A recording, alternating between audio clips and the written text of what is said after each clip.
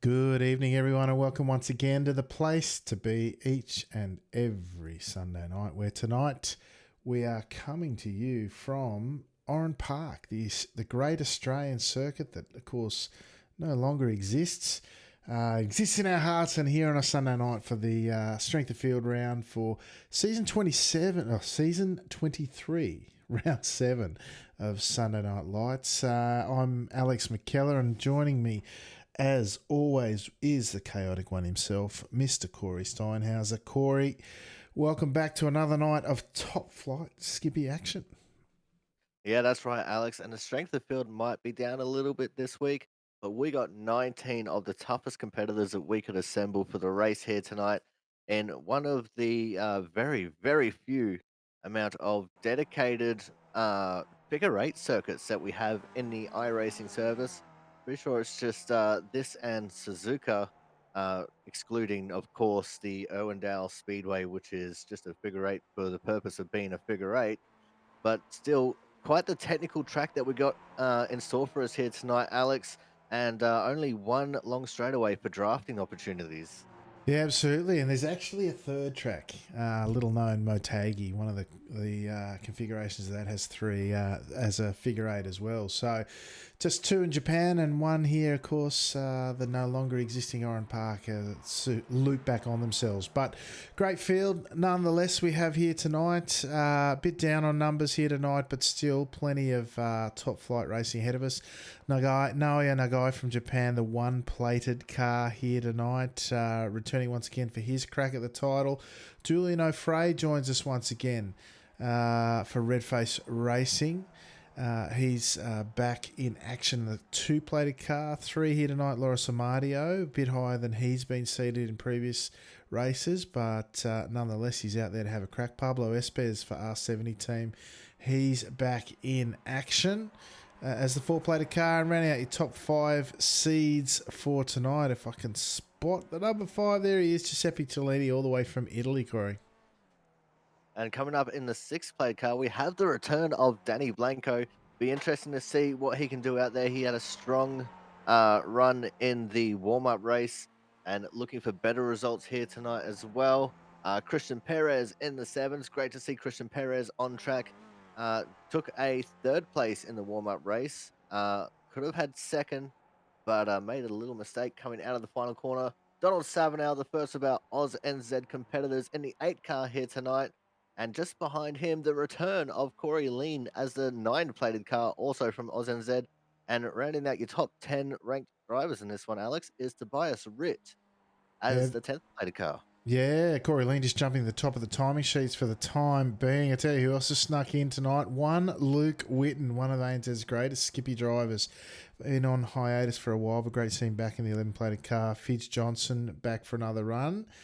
For the Man Cave podcast, he's already done his laps by the looks and is sitting, or he's flying down the order at the moment as we lose a few to have done their laps already. I'm just trying to find people that haven't done their laps. Perez is one. He's still out there doing his laps. Who else we got? Pereira just coming across the 17-plated car from Iberia, just coming across to finalise his last lap. Christian Perez, IRS, which says faster Turo team, which is a bit of a joke that he has with Benny Simonson, who's not here tonight. He was crook last week. We were talking about it before the race, Corey, and he was a bit crook. But Christian Perez, of course, I think the IRS in his livery is Iberian Racing School, if I'm not mistaken. He's out doing coaching and stuff for that. And of course, as long as you speak Spanish, I'd say he's not a bad one to get coaching from, although he's run off track here, and that'll do him for quali, Corey. Yeah, that's right, Alex. It's still just got a couple of people out there on track. I know Nagai's son is out there just filling in the time and getting as much practice in as he can. Tobias Ritt, the 10-plated car, has just come across the line. He's all the way down in 18th, the last of our qualified drivers so far. Christian Perez is still on track, but he's well down the order in 16th. I'm not sure whether he is still going or not. I think he's just finished his second lap now and has not improved. And Julian Alfrey still on track as well, but he's finished his lap, so he's just getting some extra practice in as well, Alex. Yeah, absolutely. As is Nagai-san 2.0. He's back again and sitting again with, he's a great qualifier. I think sometimes he sacrifices his first lap to get some extra heat in the tyres and then puts in a win it or bin it kind of approach for his second lap. And it's been pretty successful for him, if I'm honest. Once again tonight with a 14.4 sitting there at top of the pops when everyone, by the looks of it, has already done their lap. So fantastic job from the guy's son. And folks, I'll just remind you, thanks to everyone who's already joined in for the end of season raffle. We're giving away a $100 Steam raffle to people who support the stream by either donating $5 or more for each ticket, or every sub or gift sub that you donate to the channel will be a ticket as well. We've had some great support already. Thank you to everyone who has. Make sure you get in it. We'll draw the $100 Steam voucher at the end of the last broadcast of the season. Corey, we got a little less than a minute to go. Some interesting names mixing it up there at the top. Great to see an ANZ driver starting from the second row of the grid. Yeah, that's right, Alex. And I'm actually a little bit disappointed we don't see a Brett McBurney in this race. He was racing 2 hours ago in the warm up to the warm up race and started off pole and finished a very close second behind Nagai-san. So, unfortunately, no McBurney racing here tonight, which could have been very interesting because he had a lot of pace on board that car. But still good to see, just the amount of Oz NZ drivers that we have in the race here tonight, Alex. Just a quick little count. We've got 6 of them in this race, which is, more than we've seen in the recent past. Yeah, roughly a third of the field. Apparently, McBurney's not feeling the best. Sideline reports tell us, but that's the end of quali, and it's time for us to check through the grid. Naoya Nagai from Japan taking out pole with a 14.4. Danny Blanco from Iberia just shy of a 10th behind him, starting from second. First on the second row, in third position off the grid tonight will be ANZ's Corey Lean. Julien Offray from France in P4, joining him on the second row. Third row of the grid, P5, Pablo Espes from Iberia. Luke Whitten from ANZ out of P6 tonight on his return to Sunday Night Lights action. Alejandro Pereira from Iberia out of 7th position. 8th tonight off the grid will be Giuseppe Tellini from Italy. Laura Samadio from Italy in 9th. Donald Sabanol from the Dons Games on Twitch, ANZ, and recent Aussie car race winner, starting from 10th tonight. Takumi Yamato from Japan in 11th. Mitchell McLeod from the ANZ club will start out of 12th. 13th tonight will be Mr. Fidge Johnson from the Man Cave podcast. Another strong performer in Aussie car for him last week. Vasco Surovsky from ANZ, as it turns out, out of 14th. Javier Martin from Iberia out of 15th. Christian Perez, faster Arturo team. He's out of 16th. Ben, that's going to get me. Ben from Benelux. I'm going to say Cuppers. That's going to be my guess. Tobias Ritt out of 18th. Barrett Ayton from UKNI out of 19th rounds out our starting field as the red lights come on, and they do in fact mean rev, and the green lights mean go as we head off to turn 1, this very challenging turn 1-2 complex here at the start of 20 laps here tonight for round 7, season 23 Sunday Night Lights. They all get through 2x2 at the early stages. This is where the bump and the grind can take place. All the action of overtakes, deaths, murders, all the sorts of things happen through turn 1 and 2 at this place. But everyone seems to be going all right. Turn 3, the next hotspot. Noah's Ark they go, 2x2. Very nicely playing this field. A lot of skill on display to get through there unscathed. Everyone realising the importance of this one, the big one each week, as up over the hill and over the bridge they go once again, or for the first time I should say, through turns 6 and 7 now as they round out the tail end of lap 1, Corey. It's a pretty even start. Yeah, that's right, Alex. And we officially have a 19 Skippy train heading into the final sectors of the first lap here, being led by the Pied Piper himself, Mr. Nagai-san. as they come out of the final corner for the first time. The guy's son with the lead. It's going to be very hard to beat him. He's got a lot of speed around here, Alex, and he's showing that right now by dominating the first lap. Yeah, as they cross the line the first time round, 21.5 is the fastest lap from the guy on pole, as you would expect. Don't they stream through turn 1 and 2, these little skippies. Oh, he's out braking himself. Is Witten running off deep? The exit of turn 2. He's got it back on track, but that'll cost him dearly. Very tough to get past around in this circuit, Corey. Yeah, that's right, Alex. There's only about 3 or 4 passing opportunities you can make around here, and you can get a very sneaky one up here at the bridge. Just coming over the crest, you can get your nose up underneath someone and really unsettle them on that fast right-handed corner.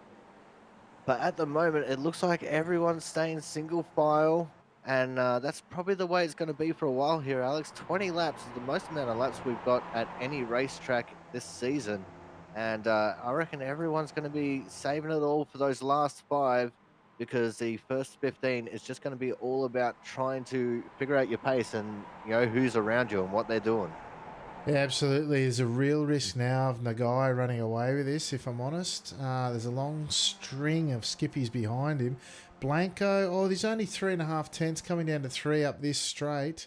The only long straight, as you mentioned earlier on, Corey. There's a real risk, though, with his pace that not only could he run away with this, as Lean runs wide, gets it. Oh, look at that. Keeps it planted, if you don't mind. Cost him a couple of positions, and the run down to turn 3. As we see Tellini go around the outside, and Lean really hanging on to it there. He's under all sorts of pressure behind from Amadio McLeod and Pereira. They go back line astern on the run up to the hill, up to the bridge this time round. That was a costly mistake from Lean. Very tough to get past around here, Corey. Oh, that's right, Alex. And I'm seeing a flipping Skippy as Savoski Oh, is parked on top of Cyprus. That was just before the bridge turn. Not sure what happened there, but maybe a little bit of contact in that braking zone, and led to a literal Skippy dog pile. Then. yeah, I'm just looking. Got into the rear of Swarovski there by the looks. And Swarovski's come back and he's hit Fidge Johnson, or at least run him off the track, if not hit him. Oh, it's like 10-pin bowling or something. He's come across and tried to take out as many as he could along the way. And then he's got flying Skippy style, as you mentioned, for his trouble. And yeah, that's an untidy one, and not perhaps what some of his colleagues out there would have appreciated. The term at home for those of you playing home is hold your brakes.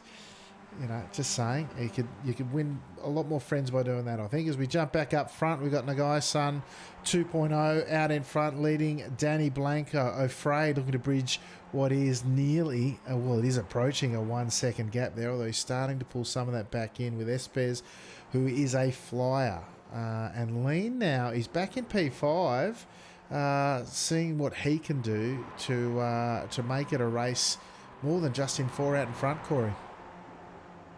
Yeah, that's right, Alex. Well, I'm actually really impressed with Danny Blanco staying with Nagai-san here because Blanco, even though he had a good race in the warm up, he didn't have a great race. He was down the field a little bit away from the top 4. But it looks like this is just going to be a race in 2 at the moment, as looks like there's about a 1 second gap from Blanco back to our fray, which is very hard to try and bridge around here. I mean, you can try and get a little bit of advantage in some of the braking zones, but yeah, very difficult job, especially when the front 2 are pushing just as hard, if not harder, than everyone else in the field.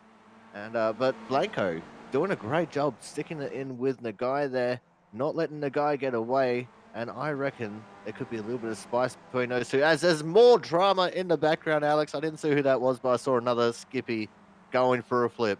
Yeah, I've just picked up Lane's exit stage pits. I'm going to see what I can find here on this. Coming down into turn 3. Let's slow it down into turn 3. What do we got here? Lane defending from the 5 car of Giuseppe Tellini. Massive net code in the braking zone. Absolutely massive. Planets apart they were. And then it's just shopping cart style into line astern into turn 3. Interestingly enough, it was the IRS car of Christian Perez just skating through in amongst all that mess. That was look. It's an unfortunate part of internet racing, but it is part of it nonetheless. Corey, that's how that one went down as we jump back up front. Yeah, that's right, Alex. It's very unfortunate to see it when it does happen and is so obviously bad like that. But it's the fact that we live with every day on the iRacing service, and some days it's worse than others, and that one was just really bad. But it's still Nagai-san leading the way from Blanco, and our Frey still just managing to hold on to this battle. But the three of them have all collectively pulled away from Espez, who's about 2 seconds back from our Frey now. And Perez is about another 2 seconds behind Espez as well. So the top five starting to spread out a little bit here, Alex. But I also see the first of our Oz and Z drivers in P6 being the 15 and Mitch McLeod. Yeah, I don't know how McLeod got through that lot, but he has. He's managed to survive. He's quite a resilient fellow, is young Mitchell McLeod. And can I tell you, has got some pace around here, as he typically does at a lot of the skippy tracks that we visit. But I did watch. There's a bit of action in the rear of shot there, with I think it was Fitz Johnson grabbing a little bit of the wall on exit.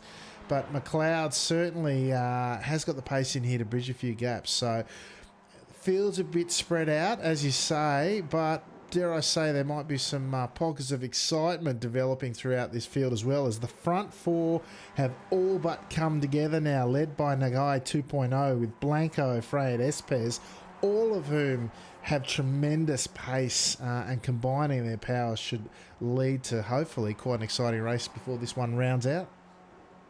I think you made a little bit of a mistake there, Alex. That fourth car in the train is actually Corey Lean, who's just popped out of the pits after his spectacular accident. And he's going to look at trying to stick with these top three here and maybe try and make something of his race, hope for some more disasters for a few people behind.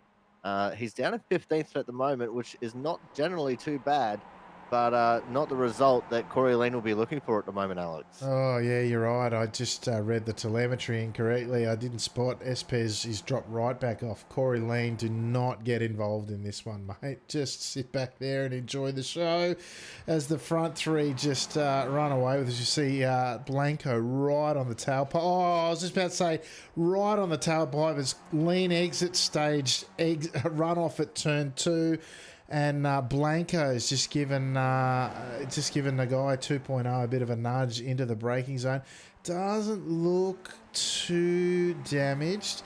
I might just see if I can't grab a front-on view there. That wing looks pretty straight, Corey. Maybe a slight little bow in that rear wing of Nagai. What do you reckon? I think there is just a very slightest of bows there. But I'd be more worried about his gearbox, Alex, because we know from this season, the gearbox has been a little bit of a contentious point as far as contact being made to it. I know that iRacing has made some improvements to the damage model this season, but I still just worry that, that little bit of extra nudging that happens on it will still give it a fair bit of damage and slow Nagai-san down here a little bit. Yeah, potentially. It's really the this closeness that he's got here makes me worry about what's going to happen later on if he does the same thing again, and then the weakness in the rear becomes into full effect potentially, as we're on board with Blanco this time round. No contact there, and they managed to get through to fight another day, as it were. So Frey now all over the back of him, shows the nose into turn 3. It is a legit passing opportunity, but one you really have to earn through there, and he wasn't close enough that time round. Frey thinking discretion the better part of Valor there. Certainly no overtake on the offer. And tucks him behind once again. Pablo Espez now. He's sitting in P4, and he's got a hard-charging Christian Perez, who dodged imminent death earlier on at turn 3 in that big one. He's now up, if you don't mind, 11 positions, sitting in P5, chasing down Espez in front of him.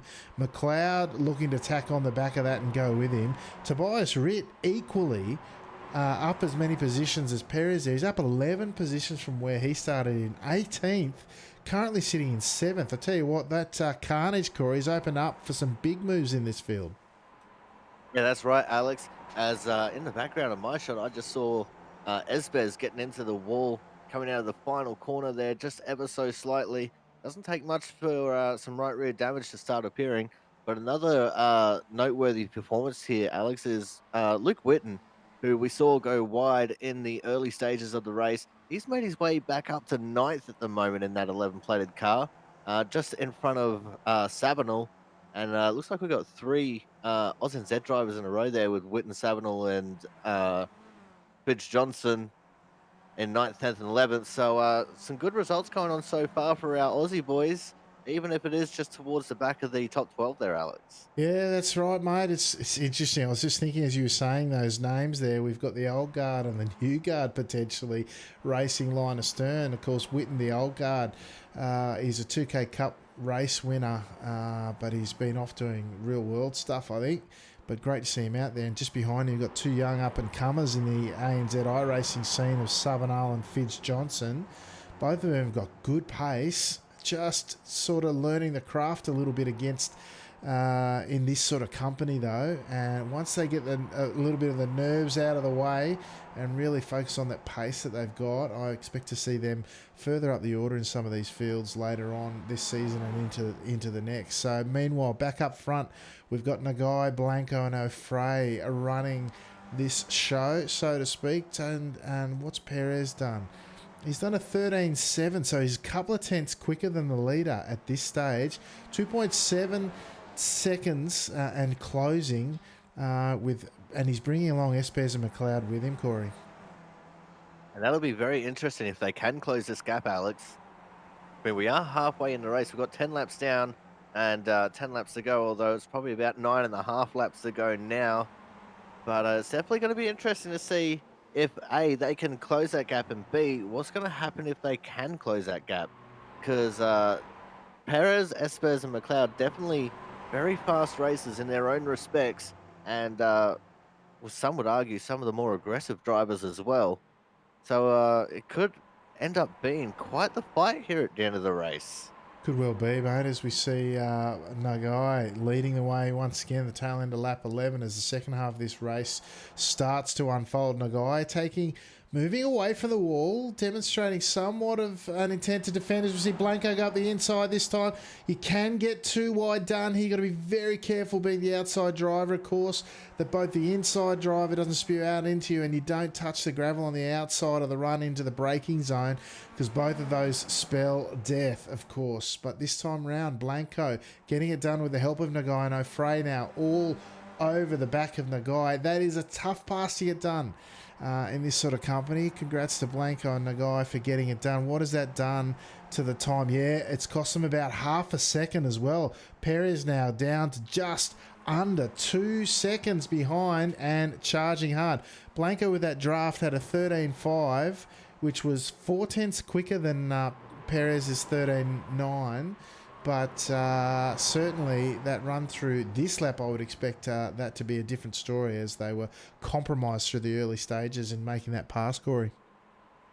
Yeah, but now with Blanco on the front of this pack, maybe they can start settling down and picking up the pace again. No, Nagai's son backed out as that overtake was being made, so he could slot back into second and try and make that pass as quick and easy as possible for both those drivers. So we'll have to see now as they cross the line. It looks like Blanco actually pulling out the fastest lap of the race now with a 13.569, which is definitely nothing to sneeze at there, Alex. No, absolutely. You'll see on a good track, you might duck into the 12s in drafts, but 13s this season, mid to low 13s have been very good pace indeed, as we come to expect here on a Sunday night. Blanco leading Nagai and O'Fray once again. Now we're down to 1.7, so a further 3 tenths gained on that last lap by Perez. Running out of laps, of course, with the balance of 8 to go, just under 7.5 now, but still time enough to get there. But as you rightly point out, Corey, getting there's one thing, getting past is another. Well, that's right, Alex. But that's where aggression, especially on these technical sections, can be key.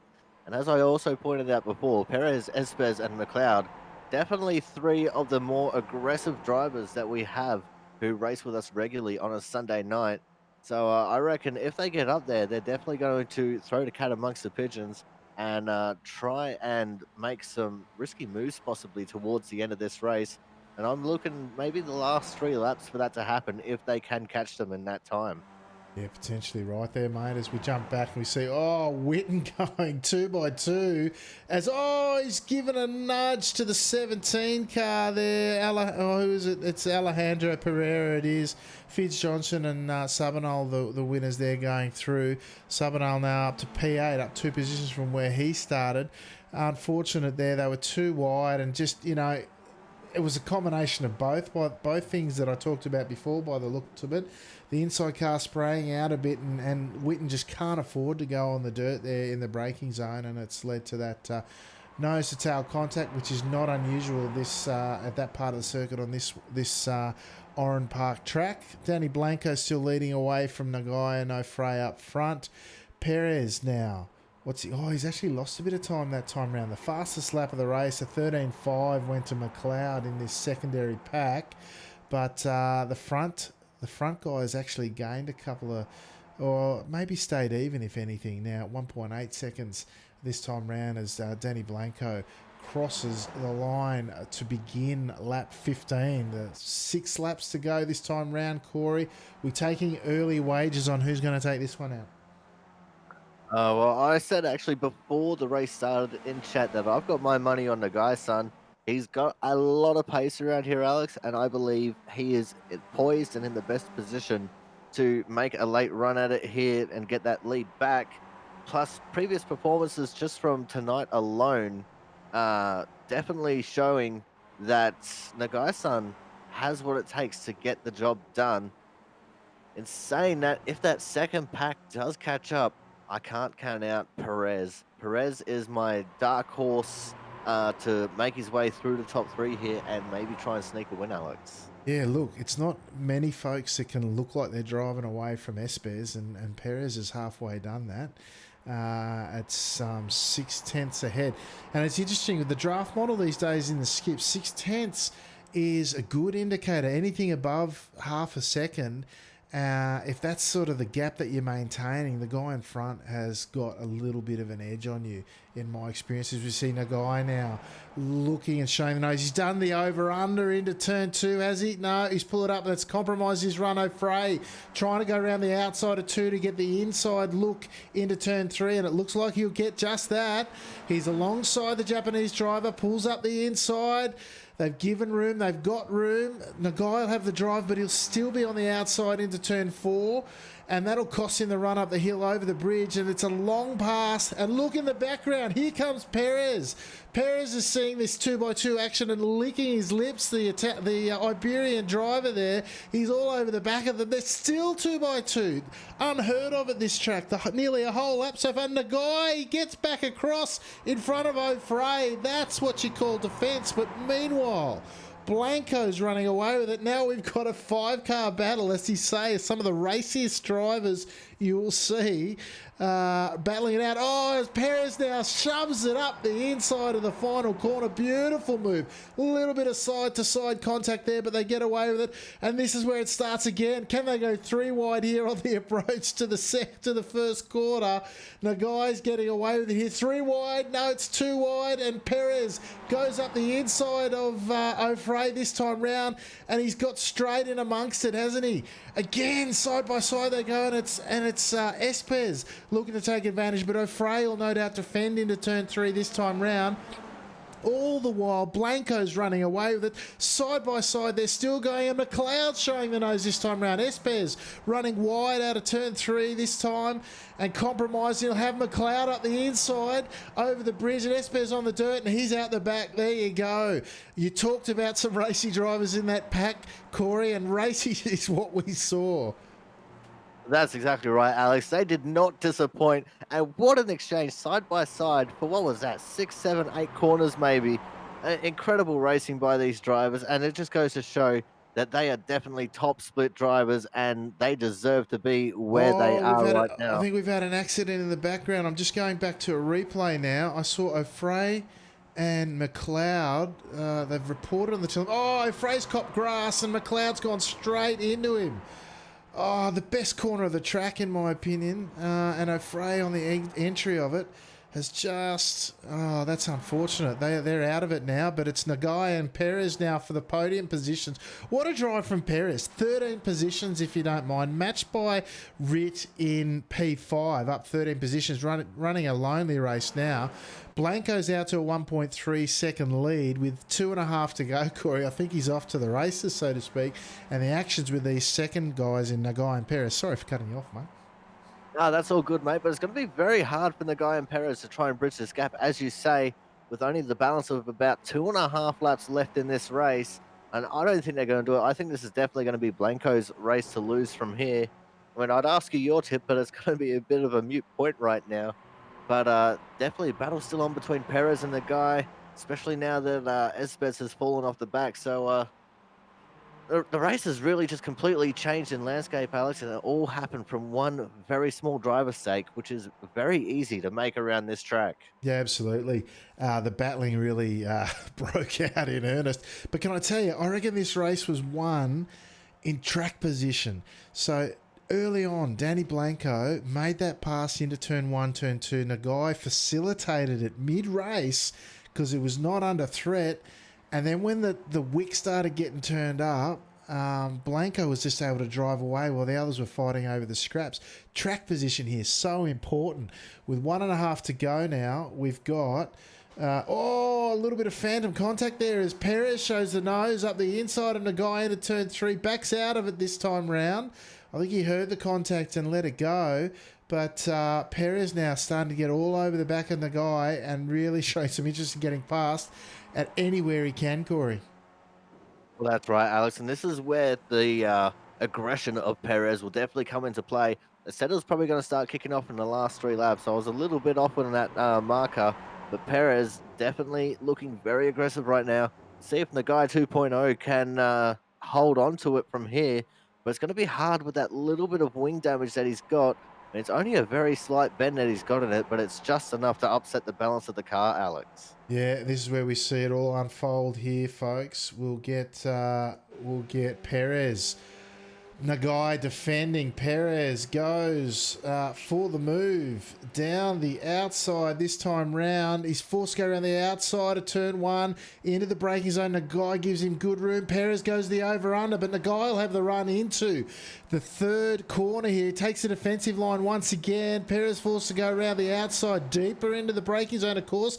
Nagai had no angle. Can he get the over-under done this time round? I think he can. Perez showing the nose into turn five there. Turn four. Oh, Nagai, he's lost the rear of the car. How did he hang on to that? But it's cost him as Espez goes through this time round, and Danny Blanco is racing off to win this one. Nagai will be putting pressure all over Espez to finish, but how it's come unstuck from pole, leading so many laps, gave Blanco track position. Let the others get involved, and now sitting back in P4, Nagai down 3 positions as it's Blanco. Race winner at Interlagos, race winner at Oran Park in season 23 of Sunday Night Lights. Round 7, Danny Blanco takes it out from Christian Perez, up 14 positions, spinning out over the line. Espez following through. Nagai in P4. Rit now coming across to round out the top 5. And Donald Sabinal, if you don't mind, up 4 positions, taking out P6, which I think is probably his best result here on a Sunday night, and leading ANZ driver to boot, Corey. Yeah, that's right, Alex. It's a great job by Sabinal to get up into P6. But what a final lap that was. Oh, unfortunately for Nagai-san, I think I might have given him the commentator's curse when you were asking me for bets before. Oh, and Perez so close. My dark horse pick just about got there, but oh man, got to feel for Nagai-san after being so well poised to take the win from the pole. Unfortunately, it's all come unstuck, but that's just the way racing goes sometimes, Alex. Yeah, that's it. And I'm just going to see if I can't get a decent onboard here from Let's find the roll bar here and watch that beautiful work again by Christian Perez. Let's hop on here. That's on the guy. Let's grab Perez and have a look at what it looked like from his perspective. Side by side, they went through turn one.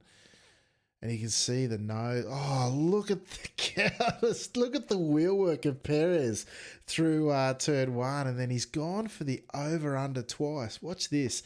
Over-under into turn two. Look at the counter steering going on. Heavy braking still. There's barely a skippy's width in there. He rides the curb brilliantly there, not to get out of spit out into Nagai, who's already looking like he's wearing a bit of damage from earlier on in the race, and then he pulls in behind, forces Nagai to take. Watch this. Watch how tight Nagai is on the entry into turn three here. He's got absolutely nowhere to go. Perez pulls out wide, uses what little draft he's got there. And watch this. He'll go. I thought he was going to go really deep here, but he actually pulls it up because he's really got to carry as much speed as he can, which will force him to go, look at the lock on his steering there, and it just opens kind of enough. It looks like there might be a little bit of contact there, a bit of bump and run from Perez maybe, as they come through there, as we roll it through there. That's how the pass gets done. And you see a guy around the outside here just loses the rear under all sorts of pressure. Can't blame him. But what a series of running that was in that final stages. Now I'll just go and check out the results. Sorry, I got excited there. It was an exciting race, one of the best we've had for a while. Sunday Night Lights, season 23, round 7 from Oran Park. Your race winner from Iberia, Danny Blanco. Great drive from him, taking out his second race. He took one out last season at Interlagos, as I mentioned, his first one for this season. Christian Perez, driver of the night, you'd have to say, and from Iberia and the Faster Arturo team, taking out P2 on in the results. Pablo Espes, equally a fantastic drive from Espes from Iberia, R70 team, as it should be. He's rounds out your podium here tonight. Naoya Nagai from pole to P4. Look, it's not a great big fall, but a spectacular race it was. Hopefully he's got a smile on his face, even though he didn't take the win out, because it was certainly action-packed. P4. P5 tonight, Tobias Ritt, up 13 positions. Great drive, really. Fantastic work. Donald Sabinal, the leading ANZ driver, and newly minted, although the livery's not quite there yet. Looking at you, Russell Clark, for newly minted Team Milo driver in P6. Julian O'Fray for Red Face Racing, he's out of P7 in the end. Alejandro Pereira from Iberia, great race from him in P8 here tonight to hang on. Luke Whitten, the other Team Milo driver, in here tonight in P9 in the final standings. Joshua Fidge Johnson from the Man Cave podcast out of P10. Laura Samadio from Italy out at 11th. Finishing 12th tonight was Takumi Yamato, the second Japanese driver in the field. Javier Martin from Iberia in 13th. Giuseppe Tellini from Italy in 14th. Corey Lean from ANZ in 15th. Vasco Surovsky from ANZ in 16th. Barrett Ayton from UKNI in 17th. Ben Cuppers, I'm sorry, Ben, he's finished in 18th tonight. Going over the page to round it out, 19th was young Mitchell McLeod from ANZ, who was, I think, our only retirement in the end, Corey. Yeah, that's right, Alex. And what a great race that was, especially towards the end. I can't speak to the skill of these drivers enough. Perez definitely got to be the MVP of the race. With just the way that he, picked the move. He knew exactly what he was going to do because we seen him kind of half attempt at the lap before, just sizing it up, I think. But definitely, a great race all round. Everyone in this race should be proud of themselves with how they raced here tonight. But I think it's time to get into the interviews, and the only person I'm seeing is our seventh place getter, Mr. Julian Alfray. Yeah, let's do that. I'll just grab an onboard with Mr. O'Fray, show his name, and then we'll have a chat with Mr. Julian O'Fray. Julian, welcome back to the Top Split TV commentary booth. Not perhaps the result you were looking for, but it was quite an exciting race by the looks. Yeah, yeah, yeah. One more time, to say performance is not here, but race is fun. Well, it's not fun to crash, but the race in itself was fun. I do wrong choice, especially the too wide for half the track was a wrong choice, I think. That was too long, and Christian Perez come back come back to us and pass me. And after that, yeah, good battle, but I made a mistake alone, and big crash. And I want to apologize. I can't remember. Mitchell McLeod. Yes. He can do anything, and that's race, but it's sad. Yeah, look, it's unfortunate. It's part of racing, but gee, that period of almost 3/4 of a lap where you were side by side. You're right. It brought Perez back into it for sure, but the skill and the racing there, you don't see that very often.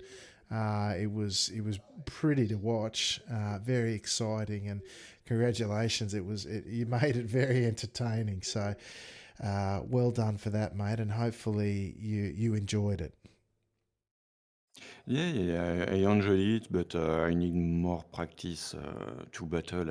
I think I have a bit less space than I had before, and yeah, I have close to no practice for battle people, so it's um, it's a bit harder than past season to do good things.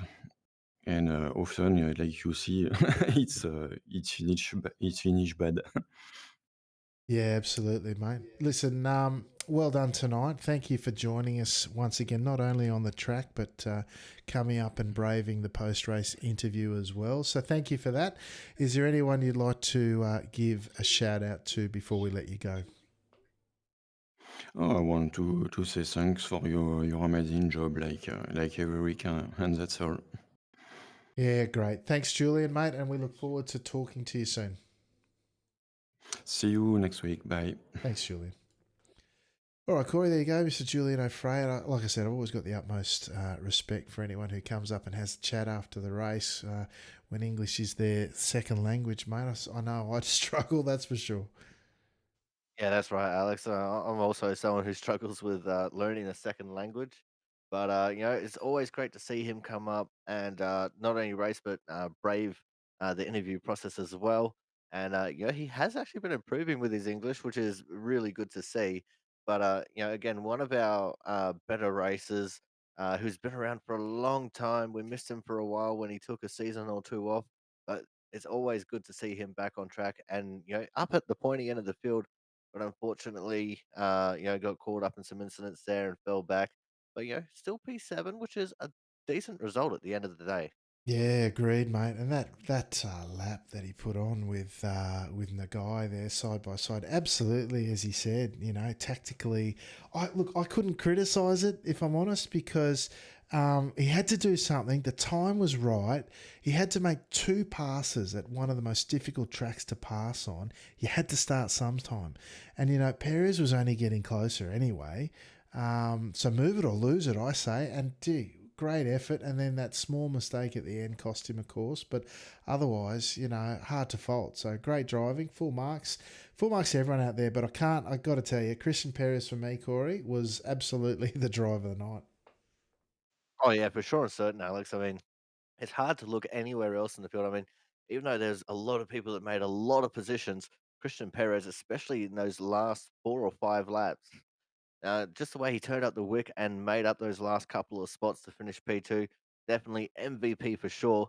It'll be interesting to see what some of these drivers can do next week when we go to Imola, because there's a little bit more of a technical aspect to it, but also a little bit more of drafting opportunities as well.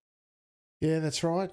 Different kind of circuit, of course. We've had a couple of twisty turny ones that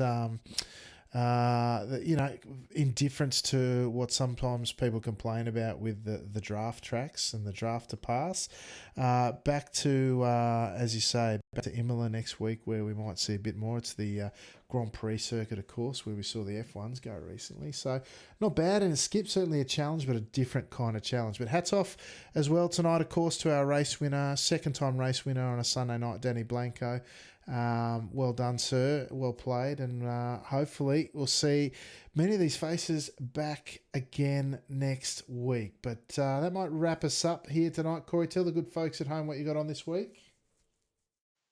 So this week, we're kicking things off on Tuesday, where I'll be doing a fixed 360 sprint car league at Eldora. I'm jumping into it around late, racing a lot of the guys that are going to be in the broadcast on Wednesday on the Aussie Sim Commentator channel, when we do the Output Racing League. The penultimate round, I do believe it is from Charlotte, which will be good. That's You can find that one over at twitch.tv/Aussie_sim_commentator. On Friday morning, we got NIS. I'm not sure what the track is for next week, but Kansas this week was a little bit of a disaster. And maybe a couple of league races over the weekend, Alex, and then back here with you again to broadcast for Imola. Beautiful. And folks, of course, everything Top Split is now on your screen. We had a bit of problem with the overlays, folks. I have adjusted stuff so that we get the flags and everything, but it has cost us some of the customization of club names and stuff. Check out the Sunday Night Lights registration forum on our Discord to find out how to get your names back and your teams and everything back right in the overlays. But of course, don't forget our end of season raffle, $100 Steam voucher to anyone who subscribes. Every subscription you do, gift subs, $5 donation to the stream to help us run the cost of the overlays and graphics and things. We'd much appreciate it. $100 Steam voucher drawn at the end of the final broadcast this season. Top Split YouTube, of course, is where you'll find this and all the other historic MNL and SNL broadcasts, and the Top Split TV Twitch channel, of course, is where we're here. Corey and I are here each and every week, pumping these things out because we love doing it, because it's for the community, by the community, as we say. But until next time, folks, and on behalf of the Chaotic One himself, Mr. Corey Steinhauser, I'm Alex McKellar, and I will say ciao for now.